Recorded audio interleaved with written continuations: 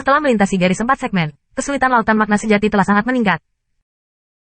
Lautan makna sejati pada awalnya merupakan proses melatih jiwa, dan semakin lama ia tinggal di lautan makna sejati, semakin kuat jiwa. Dalam proses ini, keuntungan dari Dragon City terungkap. Pedang perak panjang itu mengenai tiang bendera Luozeng, dan infiltrasi terus-menerus dari jiwa semua orang setara dengan terus menelan jiwa. Tentu saja, efek ini lemah. Setelah menghabiskan lebih dari 10 hari di garis 5 segmen, jiwa-jiwa menjadi lebih kuat di bawah hawa dingin. Dia dan Ling Xuang sekali lagi berangkat untuk menyerang garis 6 segmen. Seluruh proses ini juga mengejutkan. Setelah melewati garis 6 segmen, Luo Zhengjai menemukan bahwa jumlah vortisitas di lautan makna sebenarnya memang cukup besar. Hampir setiap jarak yang ditempuh, 3 atau 5 vortisitas dapat ditemukan. Saya bisa membayangkan berapa banyak orang yang dipenjara dalam vortisitas ini, dan mereka belum dapat melarikan diri.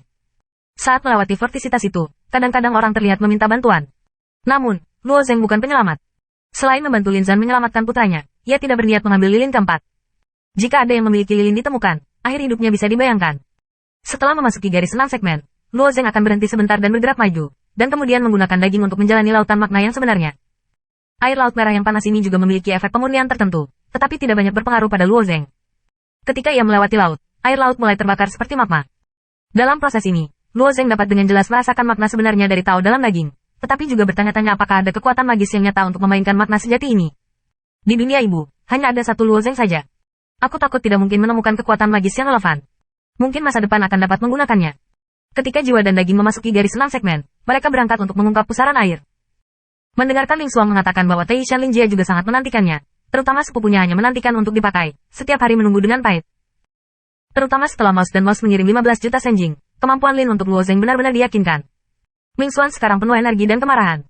Lagi pula, Luo Zheng memberinya harapan terbesar. Cairan Wu Jianling diserahkan kepada Yue Baicheng dan Qiu Xiyuan dan lainnya, dan harga awalnya hanya 15.000 senjing. Awalnya, Luo Zheng percaya bahwa harganya agak tinggi, tetapi Yue Baicheng dan yang lainnya percaya bahwa karena orang lain menjual Wu Jianling hingga 20.000 senjing, perbedaan 5.000 sudah cukup. Seperti yang dipikirkan Yue Baicheng, pada hari pertama peluncurannya, 120 botol terjual di Fangzhou, dan 80 botol sisanya diburu oleh beberapa orang. Bagaimanapun, cairan Wu Jianling itu mahal, mereka sulit membelinya pada hari yang sama, hanya untuk mengumpulkan uang dalam semalam.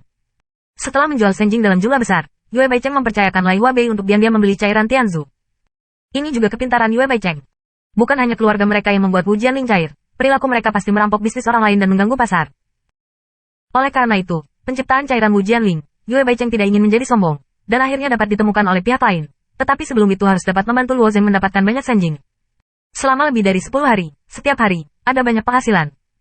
Luo Zheng tidak mengambil satu orang sendirian, dan 1 dari 1 juta senjing diberikan kepada orang-orang.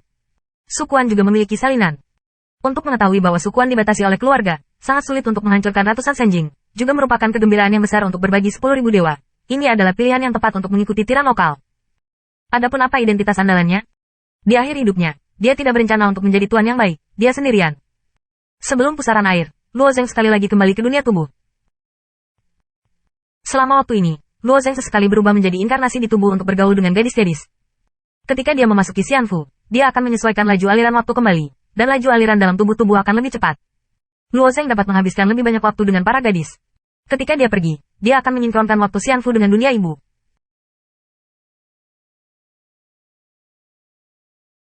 Mereka menunggu untuk waktu yang lama. Ning Yudi sering membaca, dan Luo Zheng akan berbicara dengan beberapa peristiwa baru-baru ini. Wanita-wanita ini dulu berlatih untuk meninggalkan Xianfu.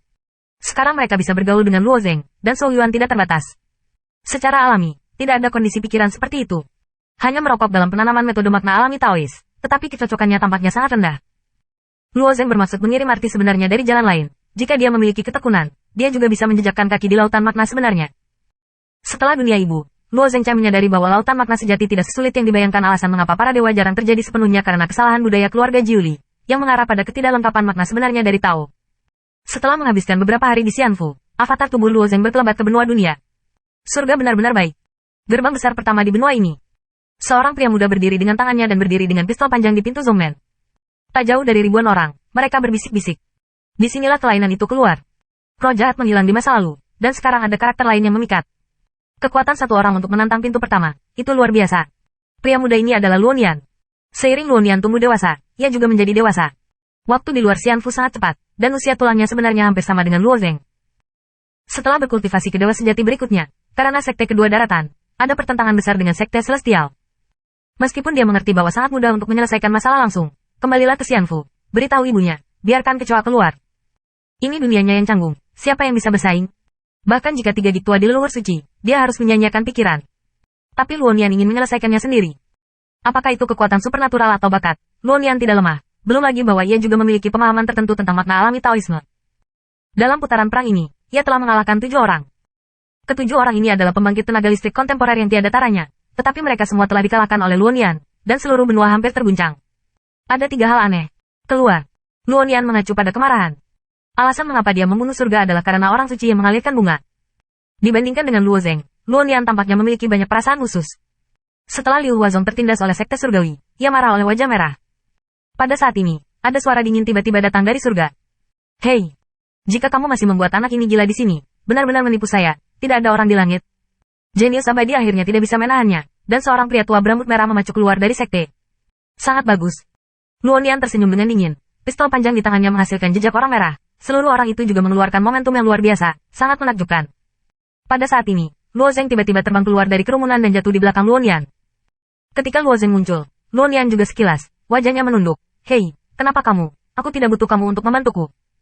Luo Zeng tersenyum sedikit, dengan samar menatap pria tua berambut merah dan berkata, bisnis Anda, saya hanya bertanya, tetapi ada beberapa hal yang perlu Anda bantu. Dia datang untuk menemukan Luonian, hanya untuk 2 keping di sisi lain kunci. Pria tua berambut merah yang merupakan salah satu dari 3 orang asing itu penuh dengan perasaan yang tidak dapat dimengerti. Dia merasa bahwa Luo Zeng hanya memperbaiki hidup dan mati. Bagaimana orang ini bisa berkabung untuknya?